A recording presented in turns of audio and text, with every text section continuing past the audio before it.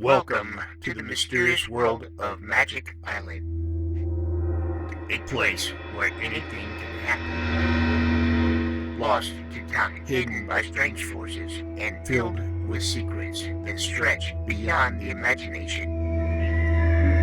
Our heroes have set sail into the unknown, where adventure, danger, and discovery await them at every turn. Each episode brings them closer to unlocking the island's mysteries, but with new challenges.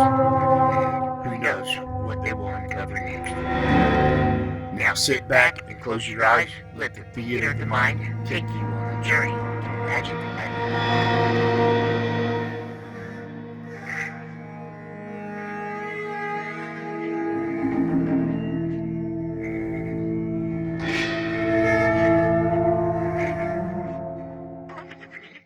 The magic island of Euclidia is over 4,000 miles from Los Angeles, California. And now our friends of the adventuring Gregory party are just that far from the magic island. Yes, they're safely home at last. However, as well as we've learned to know Mrs. Gregory, her daughter Joan, Jerry Hall, and Captain Bradford, it doesn't seem likely that they'll stay safely at home very long. In fact, as we pick up the story now at Mrs. Gregory's mansion in Los Angeles, plans are being discussed which haven't anything to do with staying home and being safe. Captain Bradford, Mrs. Gregory, and Joan are talking in the library while waiting for Jerry to join them. But, Mother, why must we hurry about our plans to return to Euclidia? Because, Joan, dear, the Euclidians are hurrying with whatever plans they're making about us. I will concede that. And another thing, Joan, which is not as apparent to you as it is to us. Something has to be done about that island, and done quickly, or it'll be too late. Too late for what, Captain Bradford? Too late to prevent those scientists bringing all their inventions to this country and doing as they please. And would that be such a terrible thing? Yes, Joan, it would. But, Mother, I know what you're going to say. The Euclidians know far more than we do when they would help the world with all their marvelous discoveries. Precisely, and that is true. Granted that they could introduce a culture, an advanced education which the world needs badly, I still feel that their methods in bringing this education to us might be a little too drastic for a majority of the population. You do not want to see your people educated, Captain? It isn't that, Joan. Of course it isn't. And let me remind you of one very vital thing you appear to have overlooked. There are a great many kinds of scientific education we can do nicely without. Now, for example, I think most people prefer sitting down to a good meal, to one of those concentrated food tablets we had on board the submarine. Yet you admitted the concentrated food pellets provided adequate nourishment. Sure they did, Joan, and they certainly served their purpose, but that was an emergency. Exactly. And everything done on Euclidia is the same.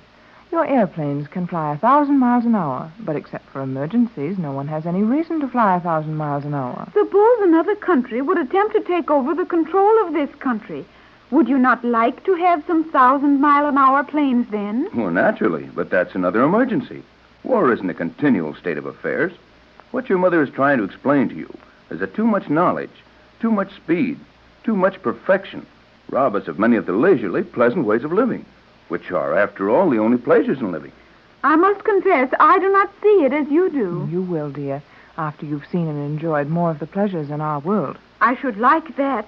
But how am I to enjoy those pleasures if we are immediately going to organize an expedition and return to Euclidia? Jerry will be able to take you around and show you a great many things, Joan. And even though you know far more than any of your instructors will be able to tell you, I want you to attend school. School? I am to be taught to read and write when I have known that since I was 3 years old? Not quite that bad, Joan. Jerry has another year of high school to complete, and your mother and I thought it would be nice if you went with Jerry. I'm sure we could arrange to have you admitted. High school? What is a high school? Well, I think you'd better form your own conclusions about that. At any rate, you will remain here in school. I'll have a housekeeper and guardian look after your interests while Tex and I are gone. You and the captain are going where? Back to Euclidia. We've got to take charge of that place, Joan. Put those scientists under some sort of regulation where their discoveries can be used only for good and protect the world against any wild ideas they might have. But you would not go back there without Jerry and me. Yes, Joan, dear. You and Jerry must stay here. Why should we stay here? Oh, many reasons. Your safety, for one. But what of your safety? Oh, I'll be safe enough. Tex and I are going to take along sufficient equipment to ensure our safety. And we'll turn the tables on Euclidia this time. Yes, don't worry about us, Joan. We'll be as safe as we would be right here at home. You are very definite about that. Why, of course, Joan. We'll be perfectly safe. Then why would not I be safe with you? What? If you will be safe, why would I not be safe with you? Yes, of course. I think if you'll excuse me, Pat, I'll run along. Oh, no, you'll do nothing of the kind. Sit right down here and help me get out of this. You will not be able to extricate yourselves so easily. The fact remains that if you will be safe on a trip to Euclidia, I will be equally safe. Well, there's a certain amount of risk connected with any such expedition. And we feel that you and Jerry will be safer at home. Would you not be safer at home? Why, yes, I suppose we would. Then I do not want you to go. You what? I do not want Mother to go if she will be in danger. But, Joan, I am your mother, and I will say what we will and will not do. That I do not like about your world. Older people are always allowed to do as they please, even if they are wrong, while younger ones are forbidden to do the things that are quite safe, proper, and harmless. Well, now, Joan, you're getting into the oldest discussion known to modern parents and teachers. No one has ever settled it to anyone's satisfaction yet. I realize that your training on that strange island has given you a great many ideas which do not fit in any too well with the conditions as you will find them here. But I think I can explain why parents are allowed to give orders to their children and why children should obey. I will be very glad to hear your reason, Mother. Well, as I see it, parents give orders and children respect their wishes, not because parents are so wonderfully smart or have any more rights than the children, but simply because parents are older and their judgment should be better in a majority of cases. Parents make mistakes, lots of them, but their mistakes should be fewer because of their greater experience. That is entirely reasonable, and I can understand how that might hold true in your world. Good for you, Pat. You sure made that clearer than I would have.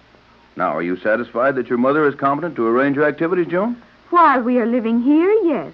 But on a trip to Euclidia, no. But, Joan, dear... The situation is entirely reversed, Mother. On matters pertaining to the island, my judgment is better than yours. Now, where do we go from here? I give up, Tex. We'll have to try it again tomorrow. I thought Jerry was coming over tonight. Jerry is to be here at 7 o'clock. He'd better hurry. It's 1 minute of 7. Then he will be here in 60 seconds. I'm afraid, my dear, that you won't find things in our world running exactly on schedule as they did on the Magic Island. Why should they not? Time isn't quite as precious around here. But Jerry said that he wanted very much to see me. And if he wanted that so very much, he would be on time to look at me. Well, perhaps you'll learn that a young lady can't always depend on all a young man says. I do not like that. 7 o'clock was the time agreed upon, and I shall expect to see Jerry at 7. Well, I hope for Jerry's sake he gets here on time. But after all, Joan, dear, the time is not so very important. Indeed it is. Jerry is going to take me to a motion picture show. I don't know about that. Decidedly not. But, Mother, you said Jerry might show me some of the things he enjoys so much. Yes, and at the right time, you may see them all, but not tonight. What reason have you for that? Well, we're being watched a little too closely now.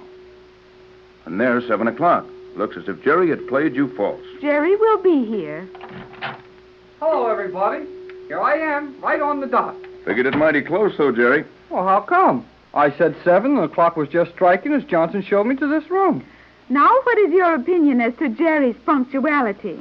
Better than I had hoped for. Won't you sit down, Jerry? Oh, thanks.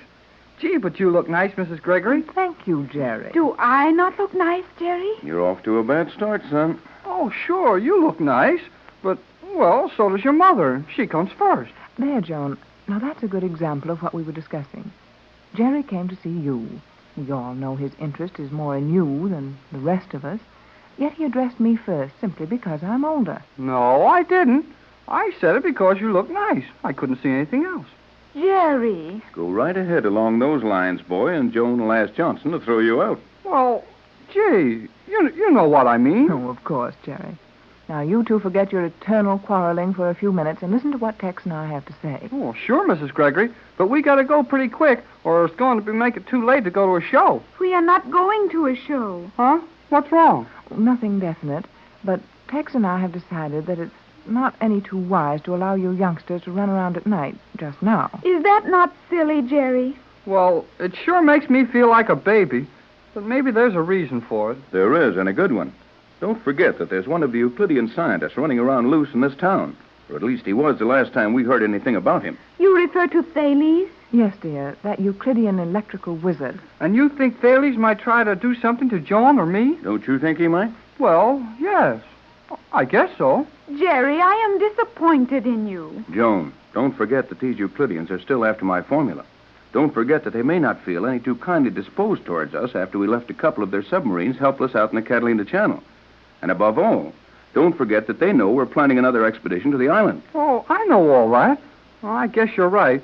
We ought to stick pretty close together until this thing is over with. If the danger is as great as that, why was it not dangerous for Jerry to come over here tonight alone? Well, it was dangerous, Joan, and I should have thought of that during the day. Well, you're here now, Jerry, and we'll see that you get home all right. But in the meantime, suppose we do a little planning. About what? Our return to Euclidia. You and Joan might have a lot of ideas that would prove helpful to us. Yeah, and this time we'll know a lot more about what we're running into, won't we? Jerry, Yes, Mrs. Gregory? well, I know this isn't going to be pleasant news to you, or at least you'll think it isn't, but you won't be going with us when we return to the island. Huh? I mean, what?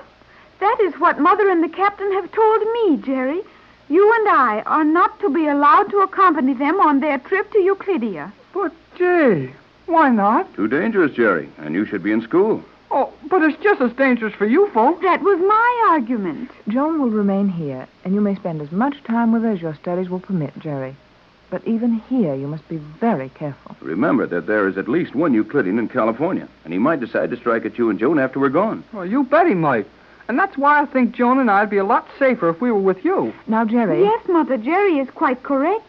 It would be most unwise to leave us here. Nevertheless, we're going to do just that. But what if somebody kidnaps Joan while you're gone? That's your job, Jerry, to see that nothing of the sort happens. That is not fair to Jerry. It is entirely too much of a responsibility for one so young. Huh? Hey, how old do you think you are? I know that I am right. It is not wise for us to remain here. Well, we'll be the judges of that, Joan. Well, Mrs. Gregory, I'm not trying to be rude, and I know that you're trying to do what you think is best for Joan and me. But we could be a lot of good to you. And if you leave us behind, well, we'll get a boat of our own and come down there anyway. Steady, Jerry. Jerry is correct. He does not mean to be disrespectful to either of you. But our place is with your expedition. And with your permission, or without it, we will return to Euclidia. Joan, dear, do you realize what you're saying? Oh, sure she does, Mrs. Gregory. We'll do anything you say. And we don't mean to be arguing with older people. But I'm going back to that magic island if I have to walk back. And so, another chapter closes on Magic Island. Our explorers have faced mysteries, dangers, and thrills. Yet, the island still holds its secrets close. What lies ahead? New allies or unexpected foes? Make sure you join us tomorrow to find out what awaits on Magic Island, where the adventure never ends. Right here on Golden Age Radio, rumble.com/C/GAR. If you're too impatient to watch all 130 episodes, one per day, there's a link in the description so you can watch all the videos you want all together.